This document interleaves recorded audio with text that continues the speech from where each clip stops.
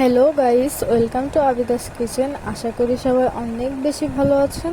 তো চলুন আজকে একটা নতুন রেসিপি শেখা যাক। কেমন হবে বন্ধুরা যদি দোকানের মতো সিঙ্গারা ঘরে বসেই কম খরচে এবং ঘরে থাকা সামান্য উপকরণ দিয়ে তৈরি করা যায় এবং খেতে দোকানের থেকেও বেশি মজাদার হয়। তো চলুন এরকম রেসিপির সাথে আজকে আমরা পরিচিত হই। প্রথমে একটি বলে আমরা 2 কাপ পরিমাণ আটা দিয়ে নেব। আপনারা আপনাদের পছন্দ মতো আপনাদের পরিমাণ মতো দিয়ে নেবেন। এরপর দিয়ে নিব লবণ, কালো জিরা। কালো জিরা দেওয়ার কারণে সিঙ্গারাটি দেখতে একদম দোকানের মতোই লাগবে। এরপর দিয়ে নিচ্ছি সামান্য তেল। তেল দেওয়ার পর আমরা একটি হ্যান্ড মিক্সারের সাহায্যে এটাকে ভালোভাবে মিশিয়ে নিব। খেয়াল রাখতে হবে যেন উপকরণগুলো খুব ভালোভাবে মিশে যায়। এরপর আমরা সামান্য পানি অ্যাড করে এটাকে ভালোভাবে ডো বানিয়ে নিব। খেয়াল রাখতে হবে যেন ডোটা খুবই নরম বা খুবই শক্ত না হয়ে যায়। ডোটা বেশি নরম হয়ে গেলে সিঙ্গারাটা খুলে খুলে আসবে এবং শেপ ভালো হবে না। তো চেষ্টা করবেন একটু নরম নরম না রেখে শক্ত শক্ত করেই রাখার। এরপর আমরা ভালোভাবে হাত দিয়ে আটাটাকে মথে নিব। মথে নেওয়ার পর আমরা এটাকে রেস্টে রেখে দিব আধা ঘন্টার জন্য। এবার একটি কড়াইতে আমরা পরিমাণ মতো তেল নিয়ে পেঁয়াজ কুচি, কাঁচামরিচ কুচি ভালোভাবে ভেজে নিব। ভেজে নেওয়ার পর যখন পেঁয়াজ এবং মরিচের কালারটা চেঞ্জ হয়ে আসবে তখন আমরা এতে দিয়ে দিব সেদ্ধ করে কেটে রাখা আলুটা চেষ্টা করবেন আপনারা সেদ্ধ করে দেওয়ার, তাহলে টেস্ট ভালো আসবে। এরপর আমরা আলুটাকে পেঁয়াজ এবং মরিচের সাথে কিছুক্ষণ ভেজে নিব। ভেজে নেওয়ার পর আমরা অ্যাড করব সামান্য হলুদের গুঁড়া, সামান্য লবণ এবং বিট লবণ।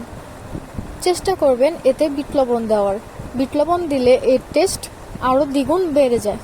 এরপর আমরা সবগুলো উপকরণ ভালোভাবে নেড়েচেড়ে মিশিয়ে নিব। এরপর এটাকে ভালোভাবে নেড়েচেড়ে মিশিয়ে নেওয়ার সময় খেয়াল রাখতে হবে যেন চুলার হিটটা বেড়ে না যায়। এখানে লো ফ্লেমে রেখে ভালোভাবে আলু এবং পেঁয়াজটাকে ভালোভাবে নেড়েচেড়ে মিশিয়ে ভেজে নিতে হবে। এরপর আমরা দিয়ে নিব আগে থেকে কেটে রাখা মুরগির মাংস। এটা দিলে টেস্টটা আরও বেড়ে যাবে। ফাঁকিবাজি পদ্ধতিতে যদি আপনারা এইভাবে সিঙ্গারা বানিয়ে নেন তাহলে এটা খেতে দোকানের থেকেও বেশি মজাদার হবে। তো এগুলোকে আমরা ভালোভাবে নেড়েচেড়ে মিশিয়ে নেওয়ার পর এক সাইডে তুলে রাখব। এবার সেই আটার ডোটা দেখিয়ে নিচ্ছি যা আমরা আধা ঘন্টার জন্য রেস্টে রেখে দিয়েছিলাম। এবার এটাকে কেটে ভালোভাবে ভাগ করে নিব। খেয়াল রাখতে হবে যেন ভাগগুলো সমান সমান হয়ে যায়, তাহলে সিঙ্গারাগুলো দেখতে একই সমান আকর্ষণীয় লাগবে। তো আপনারা চেষ্টা করবেন এগুলোকে একই সমান করে কাটার।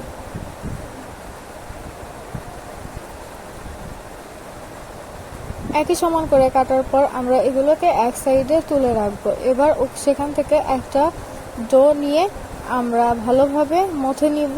মথে নেওয়ার পর আমরা এগুলোকে একটু তেল দিয়ে ভালোভাবে বেলে নিব। খেয়াল রাখতে হবে যেন এখানে আটা দিয়ে না বেলা হয়। এখানে আটা দিয়ে বেললে সিঙ্গারা নষ্ট হয়ে যাবে এবং ভাজার সময় ভেতরে তেল ঢুকে যাওয়ার সম্ভাবনা থাকবে।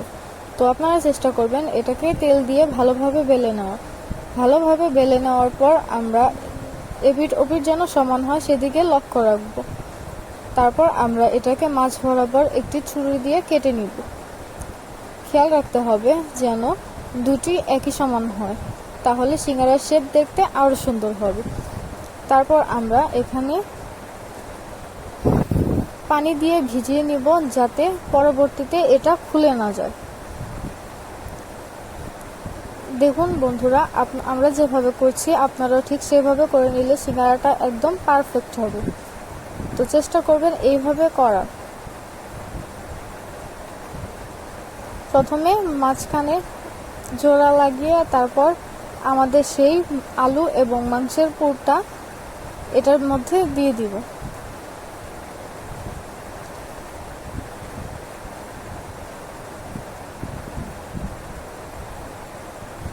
ভালোভাবে চেপে চেপে এটার ভিতরে দিয়ে দেওয়ার চেষ্টা করবে, না হলে ভিতরে জায়গাটুকুতে ফাঁকা থেকে যাবে।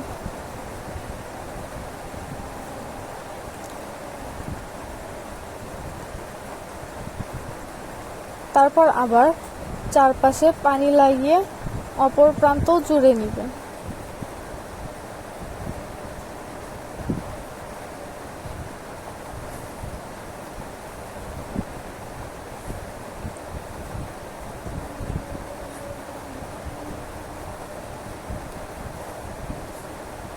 এভাবে করলে সিঙ্গারাটি দেখতে একদম দোকানের সিঙ্গারার মতোই লাগবে।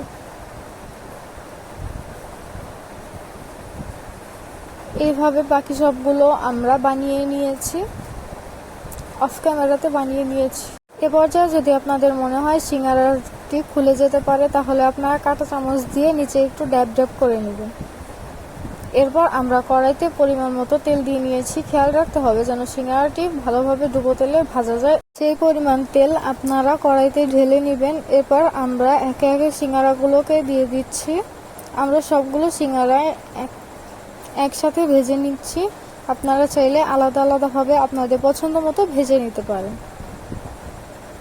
এবার এগুলো একটু ভাজা হয়ে গেলে আমরা নেড়ে চেড়ে উঠিয়ে দিচ্ছি যাতে নিচে লেগে না যায়।